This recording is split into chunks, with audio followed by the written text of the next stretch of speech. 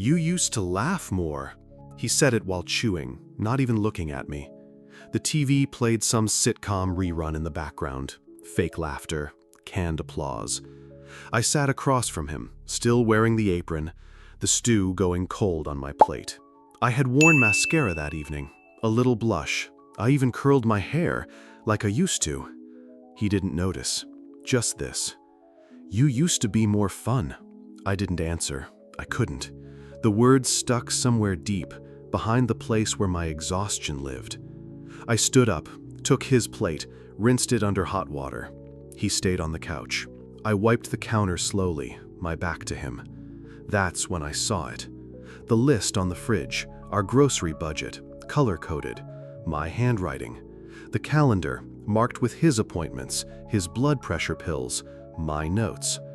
The to-do list, still pinned with a magnet.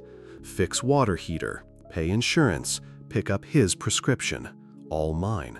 And I realized, maybe I wasn't fun anymore. Maybe I was just functioning. For 3 decades, I had been the glue, the weight, the spine. Now he missed the girl who had nothing to carry. The stew burned a little at the bottom of the pot, but he didn't smell it. He'd gone upstairs.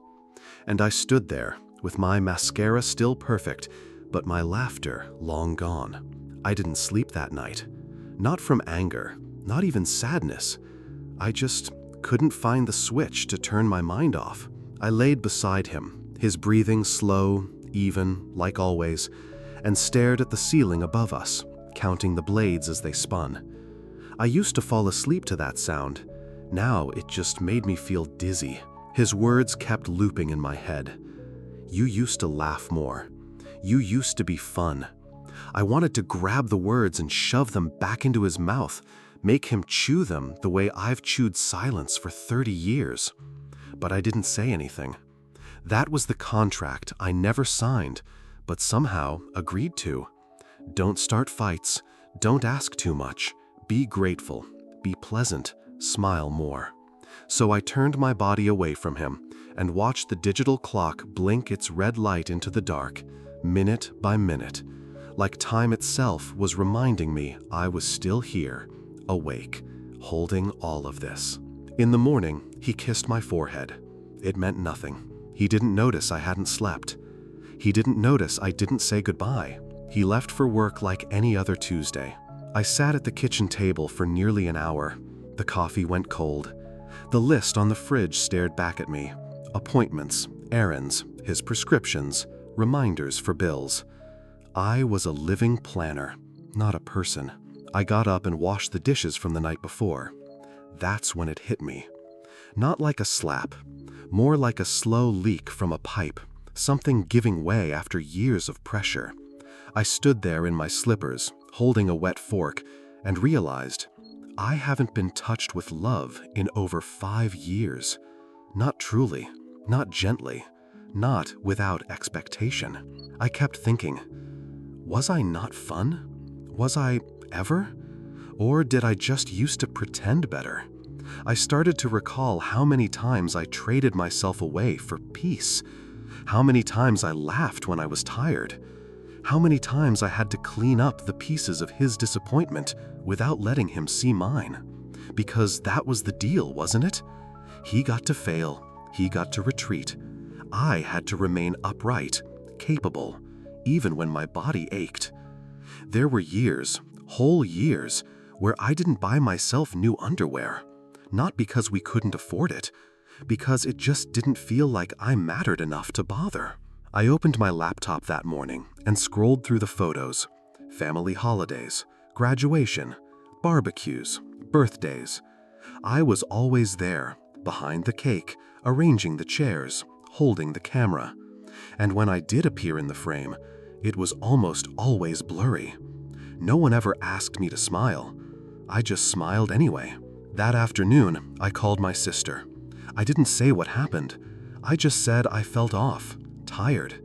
She said, "You need a break." I said, "A break from what?" She paused. Then, from carrying it all. I sat with that for a long time, because no one had ever said it out loud before, not even me. That night, he came home and asked what was for dinner. Not, "How are you?"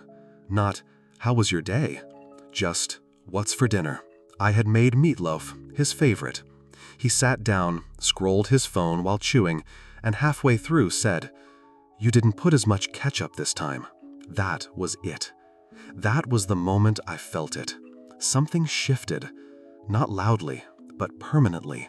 He cried. The man who hadn't so much as flinched when I went silent. The man who forgot our anniversary 2 years in a row. The man who once told me, "You're making everything heavier than it needs to be," when I said I felt invisible. That man cried. And I, the woman who had spent the last 10 years swallowing my pride like medicine, I felt it. I felt my heart trying to wake up again. He stood in the kitchen, his shoulders shaking. I had just told him I knew something was wrong. I hadn't accused. I didn't raise my voice. I simply said, "I can feel you're pulling away." He looked at me like a boy caught sneaking out. "I'm sorry," he said. "I don't want to lose us." It was the first time in a long time he used the word us. So I stood there in my housecoat and old slippers, and instead of asking the questions about the emails, the receipt I hadn't opened yet, the new password on his phone, I simply said, "Then what now?" And he said, "Let me fix this. Let me fix us." He suggested a weekend away. He'd already booked it, he said, just the two of us. "It's time," he said. "We've been stuck too long. We deserve better." Something in me softened, or maybe it collapsed. I couldn't tell. So I nodded, and I packed a small suitcase. I even curled my hair. I wore the perfume he used to like. I told myself not to expect too much. But maybe, just maybe, this was the part where it all turns around. The inn was in the same town where we honeymooned. It had changed. So had we. There was a new coat of paint, a different woman at the front desk, and the bed creaked more than I remembered. Still, I smiled. I laughed at his bad jokes. I held his hand across the breakfast table.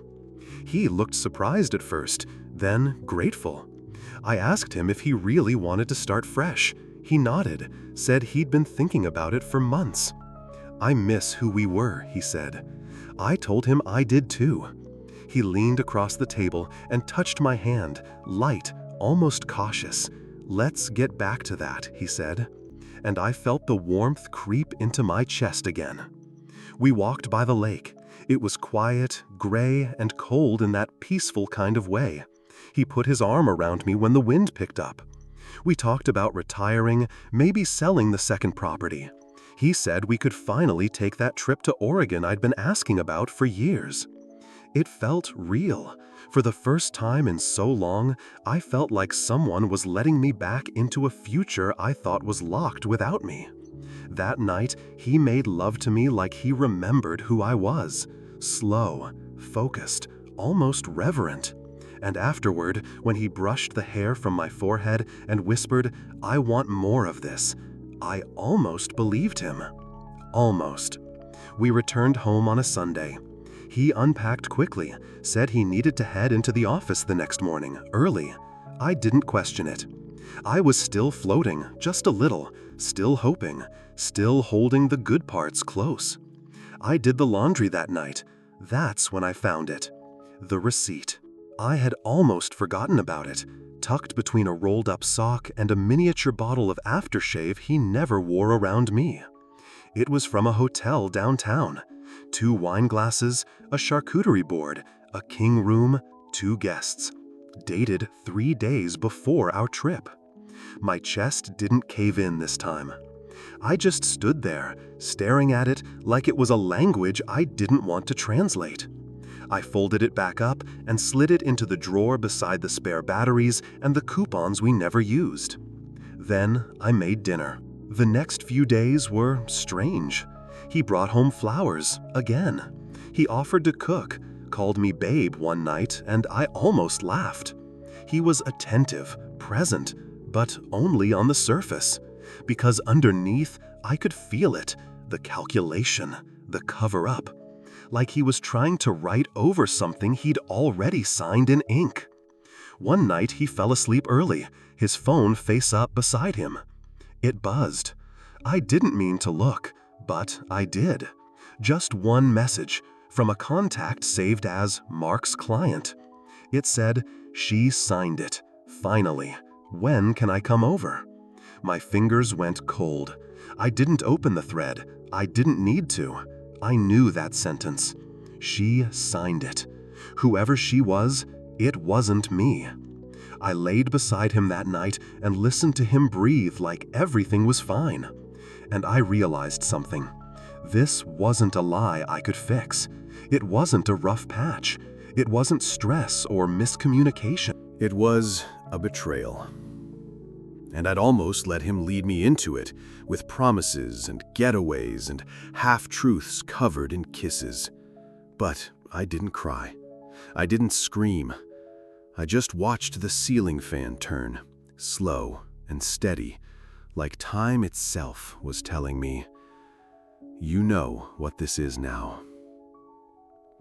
The next morning, I made his coffee. I kissed him on the cheek. He smiled. And as the door closed behind him, I opened my laptop, created a new folder, labeled it Documentation. I took a photo of the receipt, a screenshot of the message. I emailed them to myself, to a hidden account, just in case. I wasn't sure what I would do yet, but I knew what I wouldn't do. I wouldn't ask. I wouldn't beg. I wouldn't let him spin this into something I imagined, because I wasn't imagining it. He was trying, yes, but not to fix us. He was trying to get away clean. And I had almost let him. Because hope is a funny thing. It doesn't leave when you're hurt. It leaves when you finally accept that hurt is all that's left. That's when I knew. I didn't need more promises. I needed proof. I didn't say anything the day after the text. I woke up, made breakfast, and kissed him goodbye. He smiled. That same easy, confident smile he always wore when he thought the game was won. But something in me had shifted. Not like a break, not like a scream. Like the sound a window makes when it's been left open too long. Quiet, steady, and cold. That day, I cleaned the living room. Not because it was messy, but because I needed to move. My hands dusted the same shelf twice. I rearranged books that had lived in the same spot for years. I opened the hallway closet and sorted winter coats. That's when I noticed it. His duffel bag. Not where it usually was. Not zipped. And inside, a new shirt, still folded, still tagged. Not his style. Too young, too tight. It smelled like a perfume I didn't wear. I didn't cry. I folded it back exactly how I found it, zipped the bag, put it right back. Then I sat down and drank my tea, slowly. He came home that night like nothing was wrong, told me about work, asked what was for dinner, touched my shoulder briefly in the kitchen. I asked if he wanted wine. He said yes. I poured it. And when we clinked glasses, he said, "Feels like we're back, doesn't it?" I smiled. And I knew he meant it. Because people like him, they never see the cracks unless they're the ones breaking. That week, I began collecting silence. I didn't argue, didn't prod, didn't ask why he was suddenly staying later at work again. I let him explain without being asked. I let him believe I believed him. I bought a small notebook, kept it in my nightstand. Every time he said something off, a date that didn't match, a name that slipped, a sigh too heavy, I wrote it down. Not angrily, not like revenge, more like inventory. If he was going to erase me, I wanted a record that I had existed. Once, he left his laptop open. I didn't touch it, but I did glance. His recent documents showed a contract, something about joint equity. My name wasn't mentioned. I memorized the file name, wrote it in my notebook. He called me honey again, 3 times that week. After years of just hey or babe or nothing at all. It almost made me laugh. Like watching a magician do the same trick, pretending the audience hadn't already seen the wires. One night, I watched him sleep. Not with love, with curiosity. How could someone lie so easily? How could someone hold your hand and plan your erasure in the same breath? I counted the rise and fall of his chest. 28 before I stopped. It felt like enough. He asked if I wanted to go to a wedding with him, a colleague's daughter. I said yes. He looked pleased, maybe even relieved, as if every yes I gave him made it safer for him to keep lying. At the wedding, he introduced me as his rock. I smiled at the compliment, then watched as he stepped away to take a call. He laughed on the phone, the way he used to laugh with me, freely, lightly. That laugh was not mine anymore. I spent the rest of the evening watching people slow dance, old couples, new couples. One woman wore the same shoes I had at our engagement party. I almost said something to her, but then I realized that party was over 20 years ago. And the man I danced with that night, he wasn't this one. Not anymore. The next morning, I found a message on our shared tablet, a notification, just a snippet. When will she sign the last form? My heart didn't even jump. It just nodded, as if my body had already known. I saved the screenshot, emailed it to my hidden account, along with the photo of the receipt, the contract name, the perfume shirt. Little by little, my truth was stacking itself up.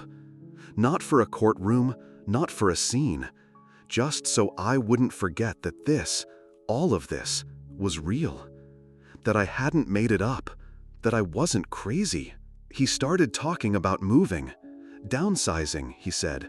Too much space for just the two of us. I nodded. He floated the idea of selling the house, said he had a friend who could help with the papers.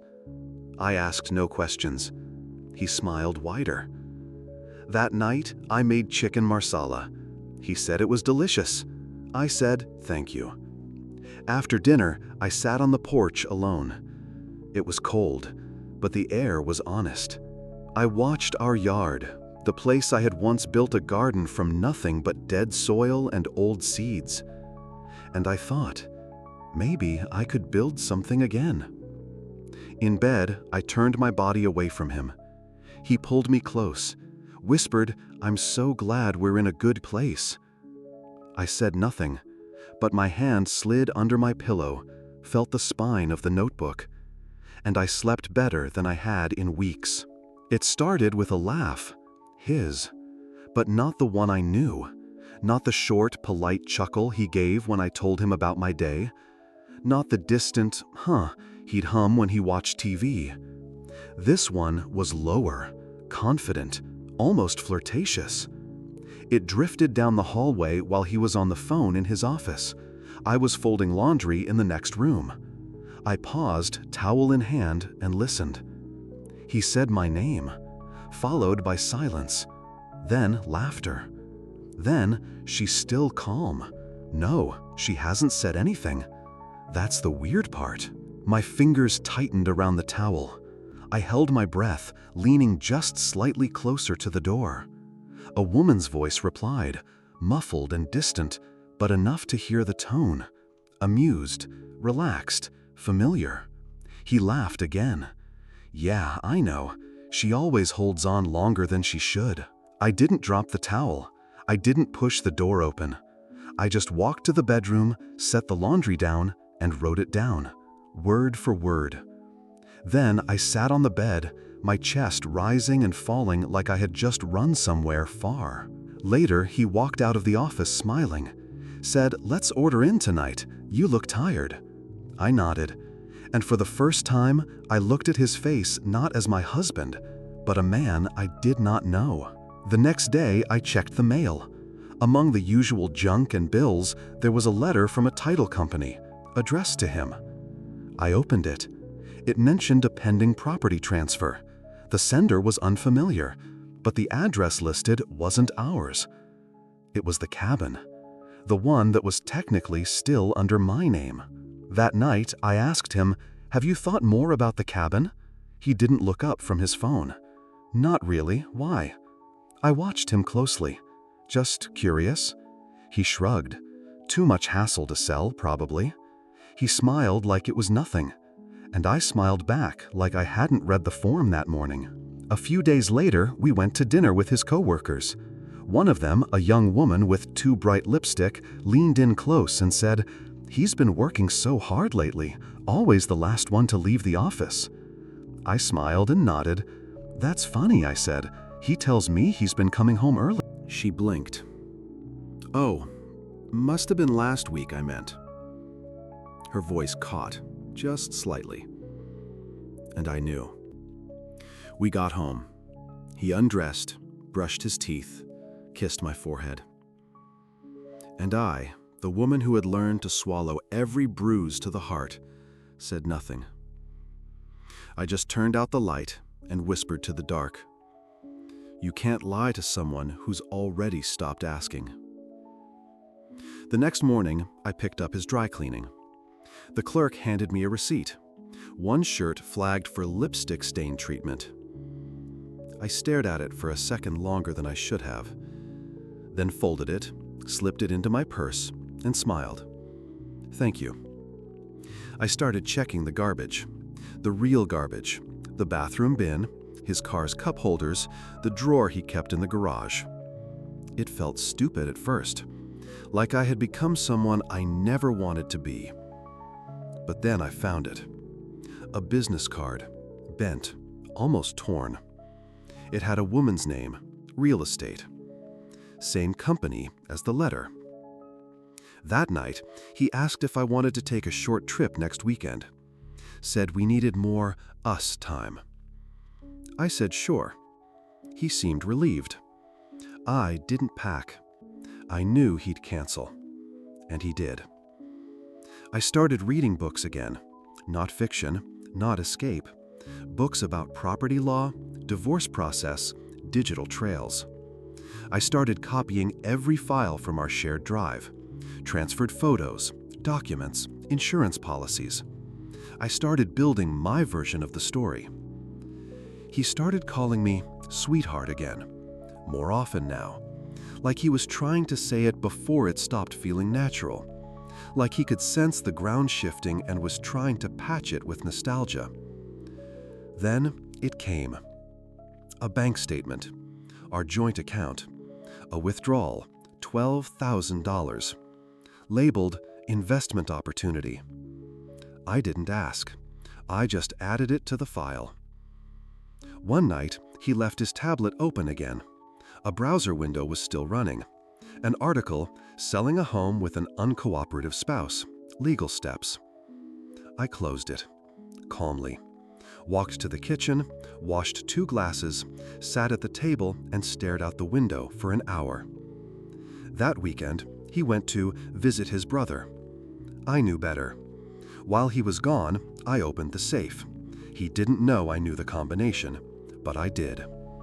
Inside, his passport, a new credit card, an envelope with cash, a printed copy of a lease agreement. It was for an apartment, a city 30 miles away, Signed, not by me, by him and a woman named Ellie. I put everything back, closed the safe, wrote down the address, and that night I didn't sleep. Not because of shock anymore, because now I was simply waiting. Waiting for the mask to fall, waiting for the lie to say itself out loud. It was a Thursday afternoon when I found the truth. Not a theory, not a suspicion, not another receipt or misstep. The truth. I hadn't been looking for it that day. In fact, I'd just made soup, chicken and wild rice. The kind he used to say reminded him of his mother. He wasn't home yet, said he'd be late, work thing. So I set 2 bowls on the counter and opened the drawer to grab spoons. His tablet buzzed. It wasn't locked. I almost didn't look. But then I remembered the real estate woman's card, the lipstick on the dry-cleaned collar, the voice through the door. So I looked. There it was. A text. Ellie, I don't want to wait anymore. She signed the cabin over? What are you afraid of? My hands didn't shake. My heart didn't race. Because I already knew. What I hadn't known was that he'd made me part of it. He'd given me papers to sign 2 weeks ago, said they were tax adjustments, told me to trust him. I had signed. And now, the cabin, my family's cabin, was no longer mine. I clicked the thread. Her messages came in blue, dozens of them. We can start our life now. I hate pretending. She's blind, you're brilliant. Did she notice anything? Don't back out. You promised. And then his reply. She has no clue. She still thinks I'm working late. I just need a little more time to sort the house. Sort the house. My house. Where I had baked, scrubbed, raised children, fixed gutters, cried through miscarriages, repainted twice after Hail damage, and mended every inch like it was part of my skin. He was sorting it, like I was a drawer of clutter. I closed the tablet, put the spoon back, turned off the stove. I didn't eat that night. He came home smelling like cologne I didn't recognize. He kissed my cheek, asked what the smell was. Smells good. Is that garlic? I smiled. Yeah, soup. I'll reheat it.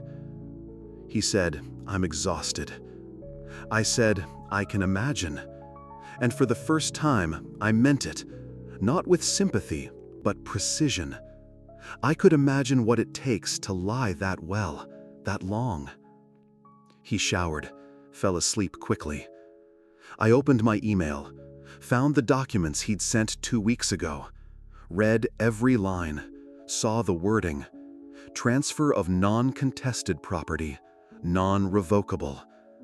He'd used my trust, not just emotionally, legally. I sat there for an hour, then opened the safe again. Everything was still there. Lease, keys, cash, his new passport. And something I hadn't noticed before, a second phone.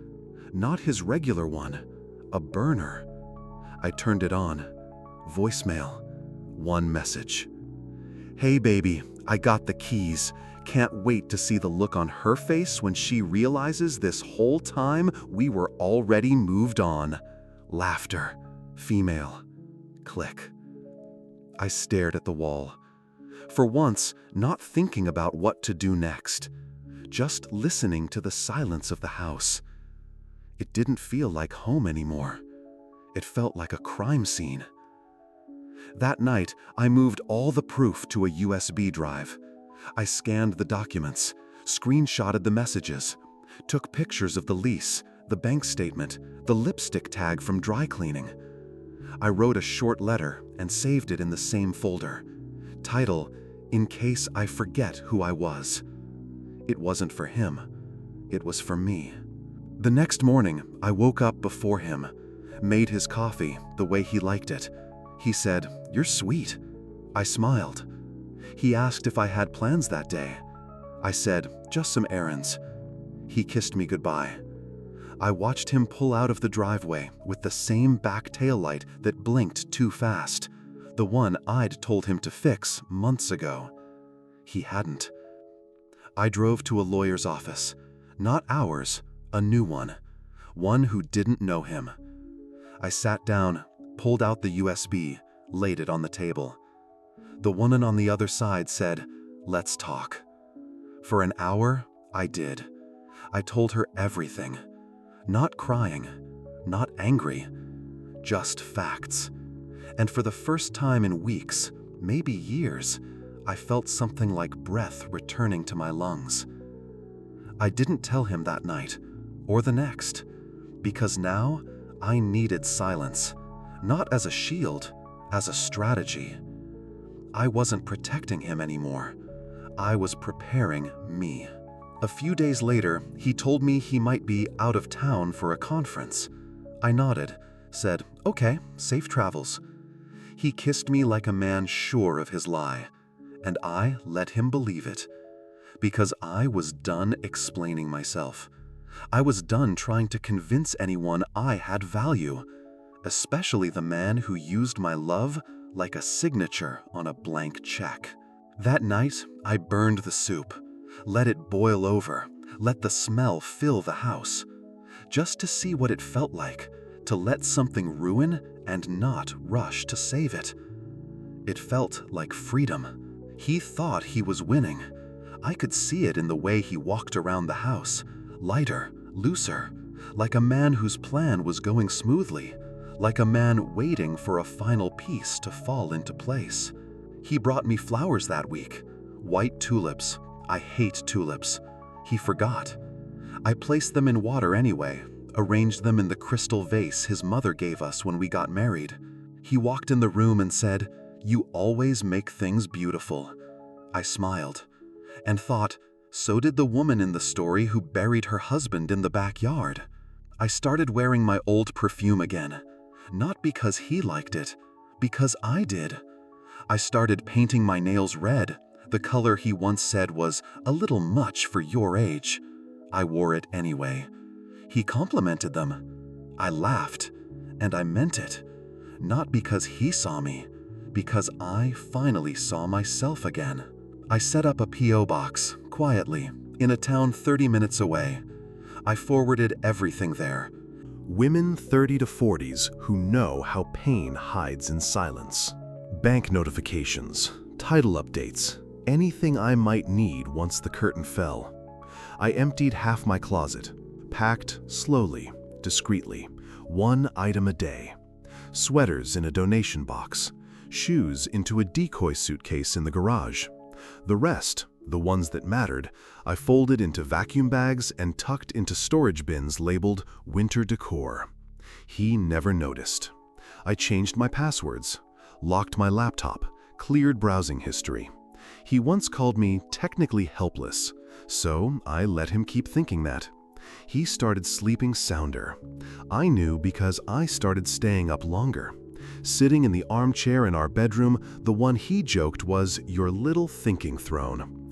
I read court blogs, watched legal breakdowns, Googled state laws about asset hiding, trust manipulation, divorce proceedings. I wasn't afraid anymore, because now I had something stronger than fear: documentation. I smiled more, laughed when he told dry jokes, cooked what he liked, wore the colors he complimented, let him think I was softening again. He called me baby in passing. My stomach didn't flutter, it turned. But I said nothing, because I was collecting everything. He left receipts in the car again. I took pictures of them, emailed to my secure account. He texted Ellie while I folded our laundry. I watched the screen light up. When she signs the last page, I'll be free. I took a picture of that too. One night, he told me he was proud of me. I had no idea why. Just for being you, he said. That was the moment I knew he was trying to soothe his guilt, not stop his betrayal. He asked if I wanted to go out for dinner. I said yes. He dressed sharp, tried to open the car door for me, made a show of us to strangers, held my hand across the table, said, "Feels good, right?" I said, "It does." And it did, because I knew this was one of the last lies he'd ever tell me to my face. I made a spreadsheet. Passwords, account numbers, documents he didn't think I knew about, a full inventory of our life, and his attempts to sever me from it. I labeled the file Exit. I set up a camera in the study, small, hidden behind the bookshelf. I told myself it was just a precaution, but I knew better. It was insurance. I started calling the lawyer weekly, quiet, precise updates. She told me I was building a strong case. I told her I don't want revenge. She replied, "Then what do you want?" I said, "To walk away untouched." She said, "That's rare." I said, "That's why I'm careful." He asked me to sign something one night. "Just a refinancing adjustment," he said. "Routine." I took the paper, smiled, said, "Let me look it over in the morning." He kissed me. I kissed him back. The next morning, I gave it to my lawyer. She sent me back one sentence. "If you'd signed that, you'd have forfeited claim to the house." I made lasagna that night. He said it was perfect. I watched him eat it and wondered if he'd taste the difference. The recipe had changed. No meat, only vegetables. He didn't notice. He never really tasted what I made anyway. I started writing in a journal again. Not for court, not for proof, just to keep myself sane. He laughed today. I smiled back, but my eyes didn't. He told her I was barely hanging on. I'm the one holding everything together. I'm not hiding. I'm waiting. He booked a weekend trip, just the two of us.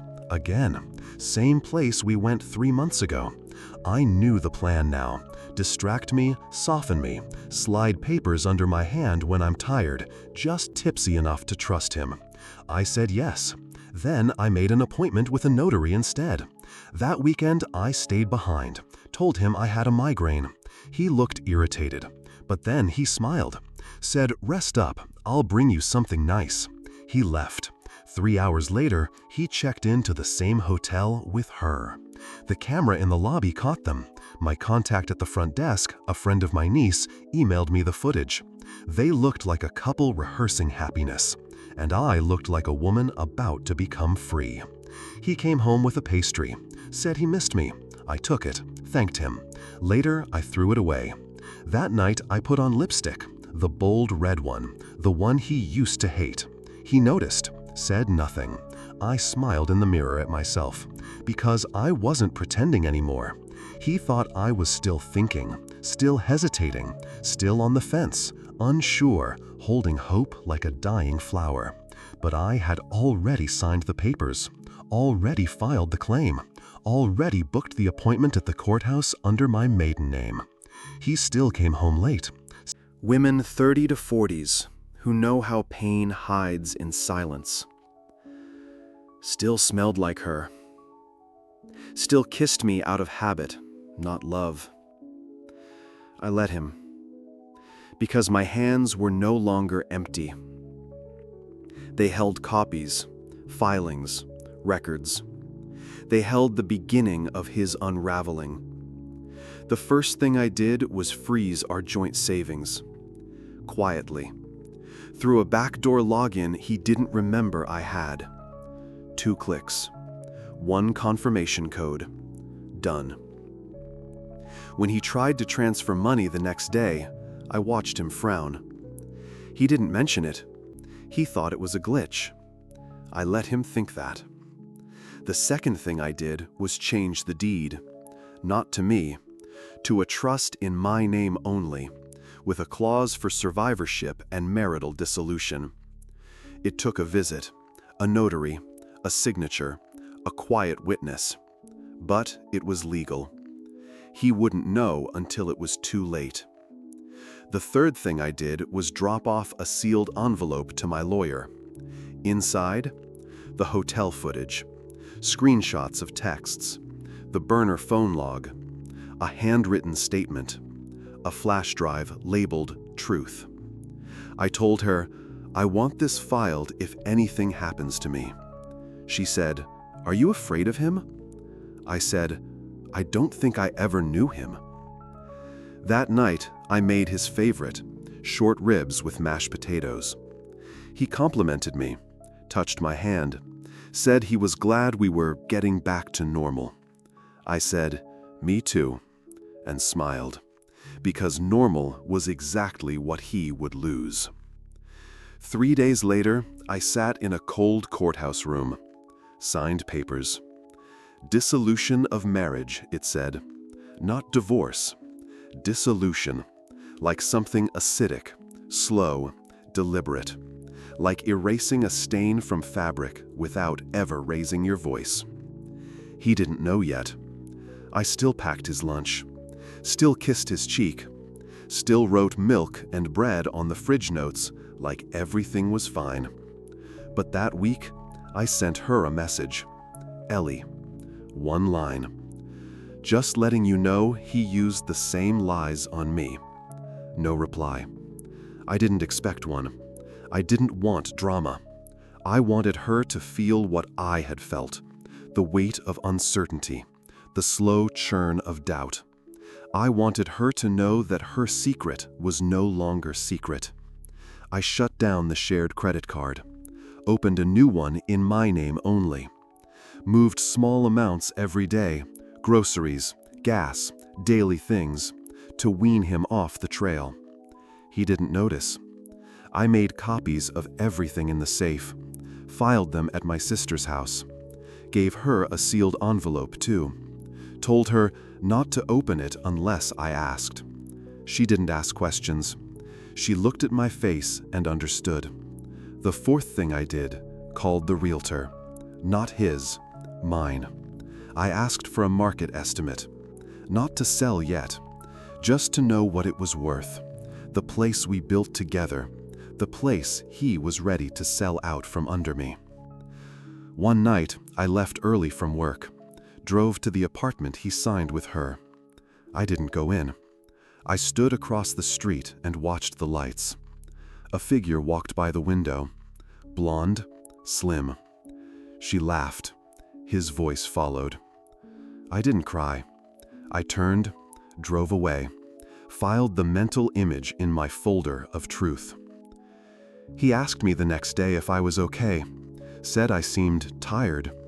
I said, "Just thinking." He nodded and left for a meeting.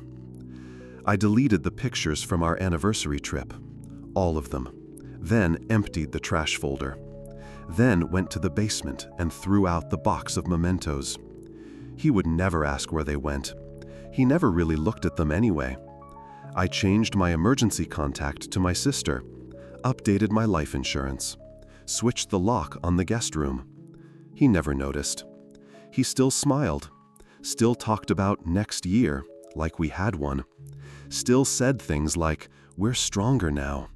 And I still replied, "Yes, we are." But the strength was mine, and it no longer included him. The morning of the hearing, I woke up before sunrise, made tea, sat in silence, watched the light change across the kitchen tile, soft blue to pale gold. This would be the last morning I woke up still legally his Wife. He was still asleep. I didn't wake him. He didn't know today was the day.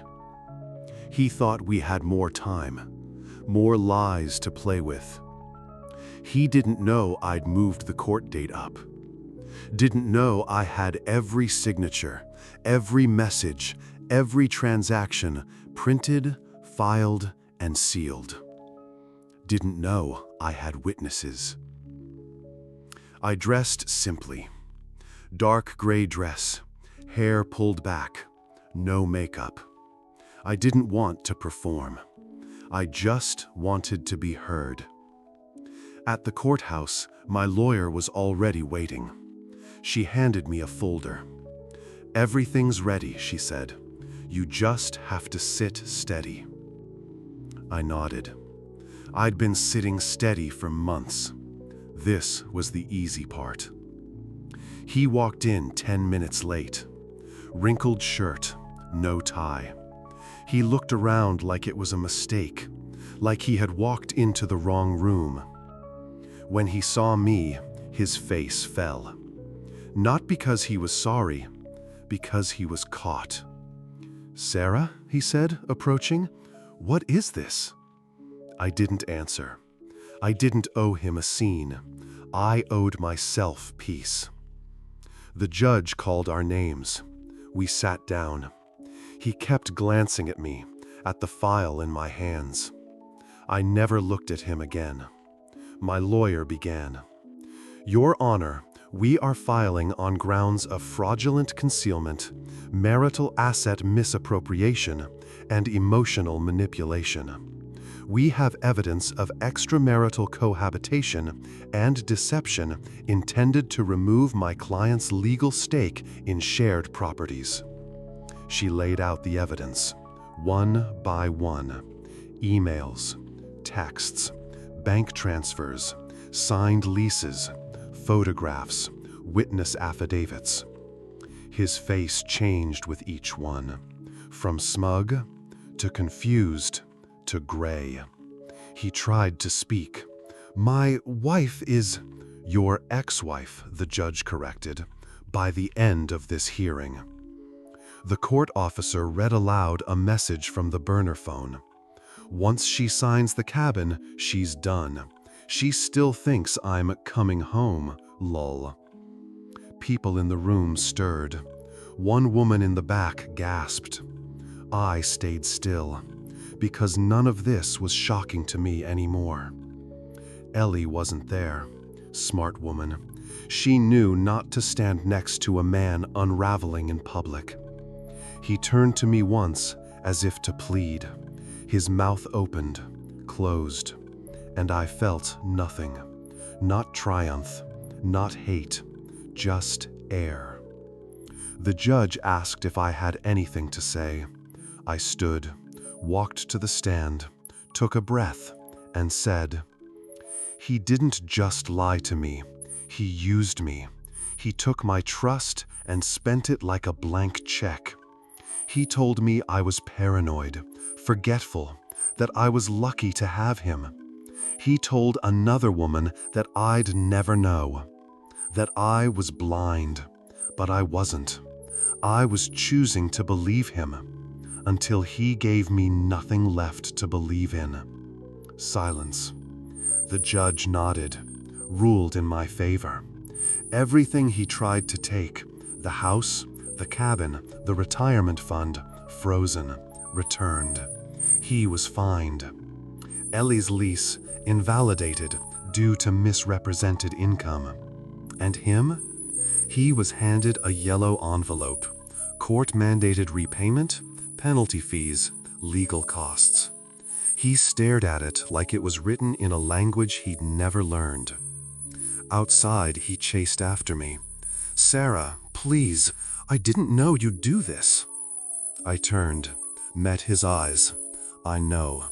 That's what scares you." And I walked to my car, calm, steady, free. The first night alone was the hardest, not because I missed him, but because I could finally hear everything. The house I moved into was small, 2 bedrooms, 1 bathroom, no attic. Nothing to fix, nothing to paint over. Everything was exactly as it looked. I unpacked slowly. Each box felt like a line drawn in the sand. Kitchen first. I arranged the plates, just mine. No sets to match, no forced coordination. A mismatched mug with chipped edges. A pan I bought myself. No memories attached. Just function. Just now. I bought myself a kettle. One of those old metal ones that whistles when the water's ready. I'd always wanted one. He used to say they were too loud, too old-fashioned. I let it scream every morning. And every morning, I smiled at the sound. I started keeping fresh flowers in the house. Not for guests, for me. Sometimes peonies, sometimes eucalyptus, sometimes wild branches I clipped on walks. No arrangements, no symmetry, just presence. I began a routine. Wake, stretch, make tea, journal, sit by the window with no noise. Some mornings I cried without warning. Some mornings I didn't. And some mornings I laughed out loud at nothing, just the absurdity of surviving everything I thought would break me. I started planting again. A small patch behind the porch, tomatoes, mint, lavender. I named them, gave them water, talked to them. When the lavender bloomed, I sat beside it barefoot and breathed. I joined a writing group. Women like me, quiet, older, a little broken in the right places. We met in a bookstore cafe. No one asked why I was there. One woman wrote poems about losing her sister. Another wrote flash fiction about imaginary daughters she never had.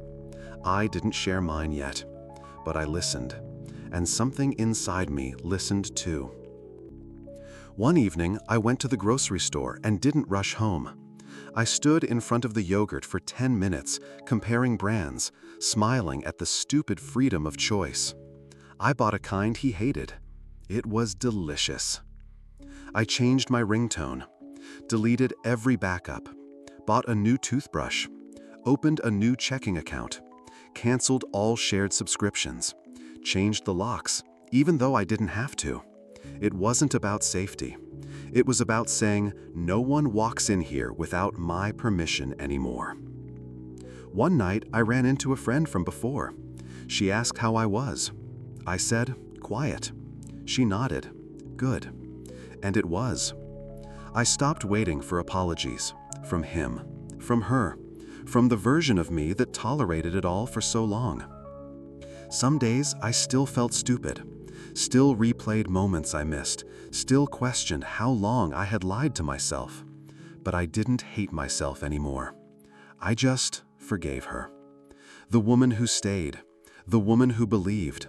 The woman who needed time to see. I adopted a dog. Senior rescue. Graying muzzle, missing tooth. I named her Mabel. We walked every day. She never judged my silence, only wagged her tail when I woke up. Sometimes that was enough to carry me. I started baking again.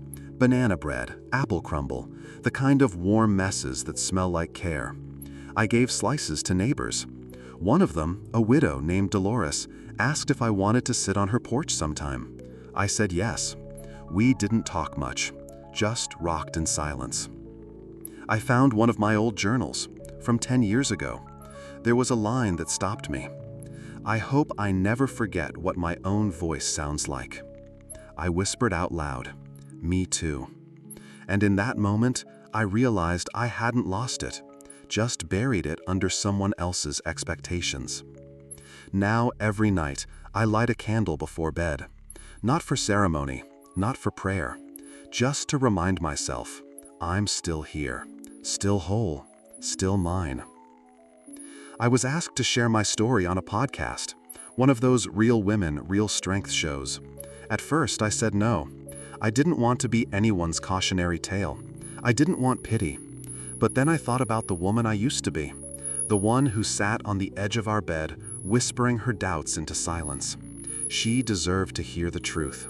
So I said yes. The host asked, why now? And I said, because silence was never safety. It was just survival. They asked what happened, the full story. I told them, not with bitterness, not with drama, just facts. I married a man I trusted. He slowly made me feel small. He lied. He made me doubt myself. He took from me and told me I was lucky to have him. And I believed him for years. Because love makes fools of even the smartest women when it's wrapped in old promises. They asked what was the turning point. I said, when I realized I was giving loyalty to someone who was weaponizing it. I didn't cry during the interview, but I felt my voice shake once when they asked if I still loved him. I answered, I don't know if I ever loved him. I think I loved the version of him I built in my head. But the man who used my heart as a tool, no. I feel nothing for him now. I ended the interview with a message to women like me. You don't have to catch him red-handed to walk away. You don't need proof to trust your gut. If you're constantly explaining your worth to someone, stop. Your energy isn't owed to people who exhaust it. A week later, he emailed me. Subject line, "Just wanted to talk." I didn't open it. A month later, I saw him at a gas station. He looked smaller. He smiled when he saw me, approached like nothing had happened. "Sarah," he said, "you look great." I looked him in the eye, said, "I do." He asked, "Do you ever think about us?" I said, "I did." He nodded. I messed up. I said nothing. He said, "Maybe someday you'll forgive me." And I replied calmly, "I did more than that. I released you." He looked confused, but I wasn't speaking for him. I was speaking for me. I walked away, didn't look back, didn't carry his words with me, because that day, for the first time in years, I felt lighter than my shadow. I don't tell this story for applause. I don't tell it to prove anything. I tell it because someone out there, maybe you, is still trying to make sense of the silence in your home, still calling it a phase, still justifying the sharp words and empty arms. I tell it so you know. You're not imagining things. You're not too sensitive. You're not asking for too much. And you are not wheat for leaving late. Some of us need time to believe ourselves again. The story didn't break me. He didn't break me. What broke was the illusion. And once it shattered, I walked through the glass barefoot. And I healed. My name is Sarah. I'm 53. I start my mornings with tea and silence. I plant things. I walk my dog. I laugh again. And when someone asks who I am now, I say, I'm the woman who remembered her voice and never gave it away again.